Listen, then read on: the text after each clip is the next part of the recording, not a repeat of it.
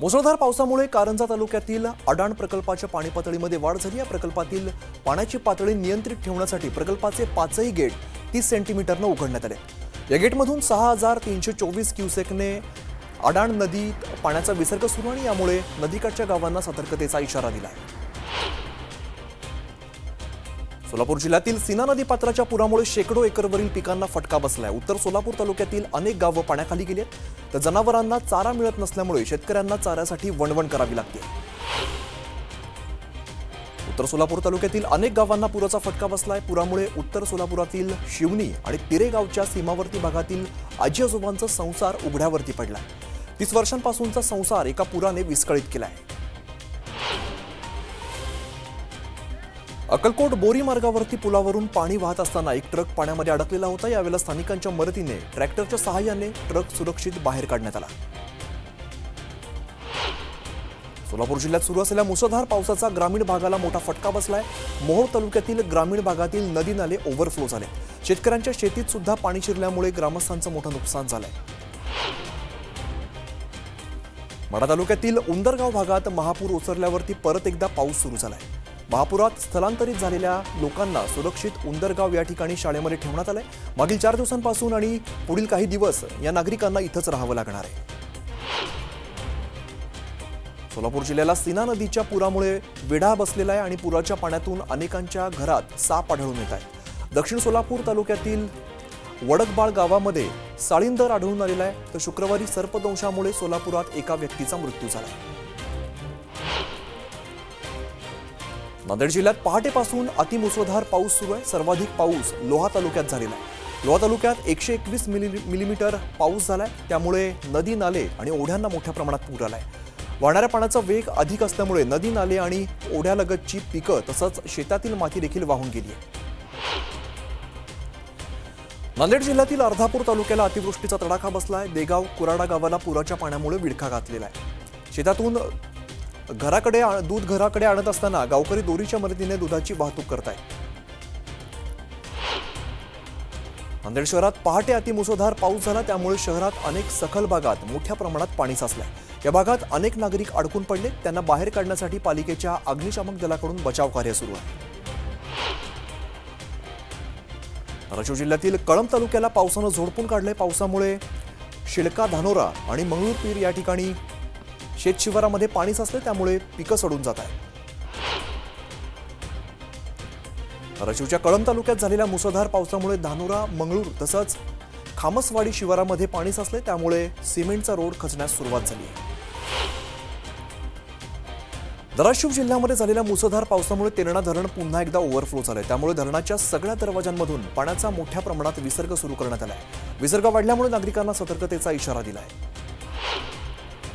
हिंगोली जिल्ह्यात मुसळधार पावसाने कयाधू नदीला पूर आलाय। या पुरामुळे शेकडो एकर शेती ही पाण्याखाली गेली आहे। कळमनुरी तालुक्यातील डोंगरगाव पूल या गावच्या वस्तीत पुराचं पाणी शिरलंय। पावसामुळे हिंगोली जिल्ह्याच्या सीमेवरून वाहणाऱ्या पैनगंगा नदीला पूर आलाय। पुराचं पाणी कळमनुरी ते पुसद जाणाऱ्या महामार्गावरील पुलावरती वाहत आहे, त्यामुळे सकाळपासूनच या महामार्गाची वाहतूक बंद झाली आहे।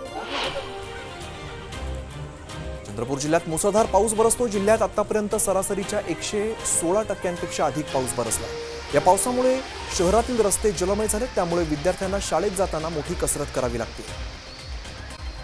बातम्यांचा वेगवान आढावा घेऊयात, पाहुयात दुपारच्या 100 बातम्या। अक्कलकोट बोरी मार्गावर पुलावरून पाणी वाहत असताना एक ट्रक पाण्यात अडकला होता। यावेळी स्थानिकांच्या मदतीने ट्रॅक्टरच्या सहाय्याने ट्रक सुरक्षित बाहेर काढण्यामध्ये यश आलंय। सोलापूर जिल्ह्यात सुरू असलेल्या मुसळधार पावसाचा ग्रामीण भागाला फटका बसलाय। मोहोळ तालुक्यातील ग्रामीण भागातील नदी नाले ओव्हरफ्लो झालेत। शेतकऱ्यांच्या शेतामध्ये देखील पाणी शिरल्यानं ग्रामस्थांचं मोठं नुकसान झालंय। अक्कलकोट तालुक्यामध्ये सुरू असलेल्या मुसळधार पावसामुळे रिधोरे गावाला पाण्याचा वेढा बसलाय। आपत्ती व्यवस्थापन विभागानं तत्परता दाखवत रिधोरे गावातील ग्रामस्थांना सुरक्षित स्थळी हलवले। उत्तर सोलापूर तालुक्यातील सीना नदीला पूर आल्यानं त्यानंतर पूर ओसरला आणि त्यानंतर भयावह परिस्थिती सर्वांच्याच अंगावर काटा आणणारी होती। तिऱ्हा गावातील अनेक घरं पाण्यात गेली तर शेकडो एकर शेतीला महापुराचा फटका बसलाय। अनेक जनावरं देखील वाहून गेले, त्यामुळे बळीराजा पूर्णतः उद्ध्वस्त झालाय। माजी मंत्री सदाभाऊ खोत यांना शेतकऱ्यांनी गरडा घातलाय। शेतकऱ्यांनी खोतांना जाब विचारत तीव्र नाराजी व्यक्त केली। 16 वर्षांनंतर म्हाडा मतदारसंघात सदाभाऊ खोत आल्यानं शेतकरी संतप्त झालेत। सोलापूरच्या म्हाडा तालुक्यातील सीना नदीची पाणी पातळी वाढली आहे।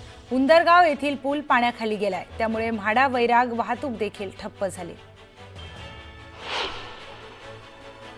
सोलापुरातील सीना नदीत पुन्हा एकदा पाण्याचा विसर्ग सुरू करण्यात आलाय। सीना नदीला पुन्हा एकदा पूर येण्याची दवंडी मोहोळ अक्कलकोट तालुक्यामध्ये गावागावात देण्यात आली आहे।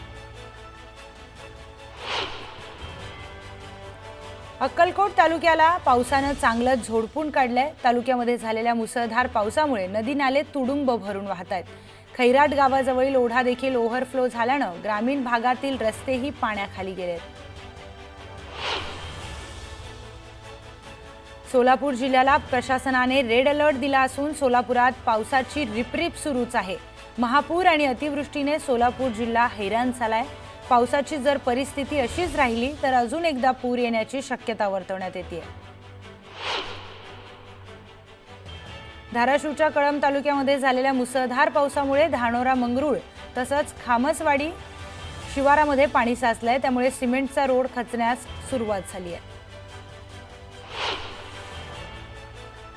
धाराशिव जिल्ह्यामध्ये झालेल्या मुसळधार पावसामुळे तेरणा धरण पुन्हा ओव्हरफ्लो झालंय, त्यामुळे धरणाच्या सगळ्या दरवाजांमधून पाण्याचा मोठ्या प्रमाणामध्ये विसर्ग सुरू करण्यात आलाय। विसर्ग वाढवल्यानं नागरिकांना सतर्कतेचा इशाराही देण्यात आलाय। धाराशिव जिल्ह्यात झालेल्या मुसळधार पावसामुळे परंडा तालुक्यातील शेतकऱ्यांचं अतोनात नुकसान झालंय। शेळगाव येथे देखील पाण्याचा प्रवाह वाढला असून नागरिकांचं जनजीवन विस्कळीत झालं। धाराशिवच्या बूम तालुक्यातील पाथरूड यांनी आंबी परिसरामध्ये जोरदार पाऊस झाला असून आंबी गावातील व्हिडिओ समोर आलाय। या गावामध्ये किती पाणी साचलंय हे या व्हिडिओतून पाहायला मिळतंय। धाराशिव जिल्ह्याला बूम परंडा तालुक्यामध्ये मुसळधार पावसानं हजेरी लावली आहे। प्रशासनानं एनडीआरएफच्या टीमही परत बोलावल्या असून परंडा तालुक्यातील 12 गावातील नागरिकांच्या स्थलांतराचं काम प्रशासनाकडून सुरू करण्यात आलंय। धाराशिव जिल्ह्यातील कळंब तालुक्यालाही पावसाचा जोरदार फटका बसलाय। कळंब तालुक्यातील मंगरूळ शिवारामध्ये पाऊस झाला असून या मंगरूळच्या बंधाऱ्याला मोठ्या प्रमाणामध्ये पाणी आलंय। बंधाऱ्याचं पाणी हे गावांमध्ये शिरलंय। धाराशिवच्या वाशी तालुक्यामध्ये पावसाने जोरदार धुमाकूळ घातला। मुसळधार पावसाने ठिकठिकाणी पाणी साचलंय, यामुळे नागरिकांची चांगलीच तारांबळ उडाली। धाराशिव जिल्ह्यात झालेल्या मुसळधार पावसामुळे आरणी गावामध्ये पूर आलाय। यावेळी पुराच्या पाण्यातून आरणीतील ग्रामस्थांना जीवघेणा प्रवास करावा लागतोय। एकमेकांच्या सहाय्यानं नागरिकांनी पलीकडे जाण्याचा प्रयत्न केला। बीडच्या वडवणी तालुक्यातील देवडी येथील सिंधफणा नदीला पूर आल्यानं अनेक गावांचा संपर्क तुटलाय। देवडी गावालाही पुराचा मोठा धोका निर्माण झालाय। मुसळधार पावसामुळे बीडच्या ग्रामीण पोलीस ठाण्याच्या मुख्य इमारतीमध्ये पाणी शिरल्यानं महत्त्वाच्या कागदपत्रांसह इतर साहित्यही भिजलंय। नाल्याचं पाणी पोलीस ठाण्यात शिरल्यानं मोठं नुकसान झालंय। यावेळी बीडचे पोलीस अधीक्षक नवनीत कावत यांनी पोलीस स्थानकाची पाहणी केली। बीड शहरातून वाहणाऱ्या बिंदुसरा नदीला महापूर आलाय। पुराच्या पाण्याचा प्रवाह वाढल्यानं दगडी पुलावरून पाणी वाहत असल्यानं हा मार्गही वाहतुकीसाठी बंद झालाय, त्यामुळे नदीकाठच्या गावांना सतर्कतेचा इशारा देण्यात आलाय। बीडच्या माजलगाव तालुक्यातील सरस्वती नदीला पूर आलाय। पुलावरून पाणी वाहत असल्यानं गावांचाही संपर्क तुटलाय। मात्र अशा परिस्थितीतही गावातील नागरिकांचा धोकादायक प्रवास सुरूच आहे। हिंगोलीच्या पांगरा परिसरामध्ये झालेल्या मुसळधार पावसामुळे ओढ्याला पूर आला होता, त्यामुळे गावातील काही शेतकरी दूध आणण्यासाठी शेतात गेले होते। मात्र पुराचं पाणी वाढल्यानं शेतकरी शेतातच अडकले। यावेळी दोरखंडाच्या सहाय्यानं त्यांना सुखरूप बाहेर काढण्यात यश आलंय। हिंगोली जिल्ह्यात झालेल्या मुसळधार पावसामुळे ओढ्यांसह नाल्यांना पूर आलाय। हिंगोलीच्या कयाधू नदीला पूर आल्यानं शेकडो एकर शेती पाण्याखाली गेली आहे, तर गावातही पाणी शिरल्याची शक्यता निर्माण झाली आहे। छत्रपती संभाजीनगरमध्ये मोसंबी उत्पादक शेतकरी आक्रमक झालेत। धुळे सोलापूर राष्ट्रीय महामार्गावर शेतकऱ्यांनी मोसंबी फेकली। मोसंबीला नुकसान भरपाई मिळत नसल्यामुळे शेतकरी आक्रमक झाले। यवतमाळच्या इसापूर धरणाचे 13 दरवाजे उघडल्यानं पुसद हिंगोली राज्य महामार्ग वाहतुकीसाठी बंद झालाय। धरणाचे 13 दरवाजे उघडून पैनगंगा नदीत पाण्याचा विसर्ग सुरू करण्यात आलाय।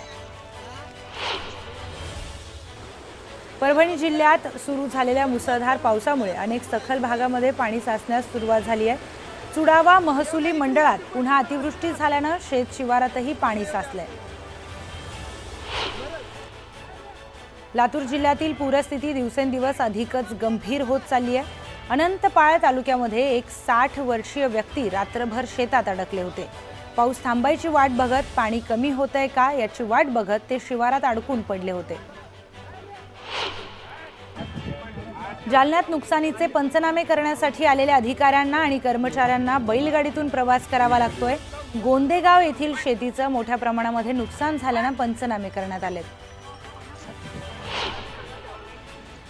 जालन्यातील तलाठी अधिकारी आणि कृषी अधिकारी थेट ट्रॅक्टरनं शेतात पोहोचले। यावेळी बिरेगाव शिवारातील नुकसानीची पाहणी करत अधिकाऱ्यांनी नुकसानीचे पंचनामे केलेत। सातारा जिल्ह्यात सुरू असलेल्या मुसळधार पावसामुळे कोयना धरणाच्या पाणी पातळीमध्ये वाढ झाली आहे। त्यामुळे धरणातून 11,700 क्युसेक वेगानं पाण्याचा विसर्ग सुरू करण्यात आलाय। धरणाचे 6 दरवाजेही उघडण्यात आलेत। गोंदिया जिल्ह्यात मुसळधार पावसामुळे जलाशयांच्या पाणी पातळीमध्ये वाढ झाली आहे।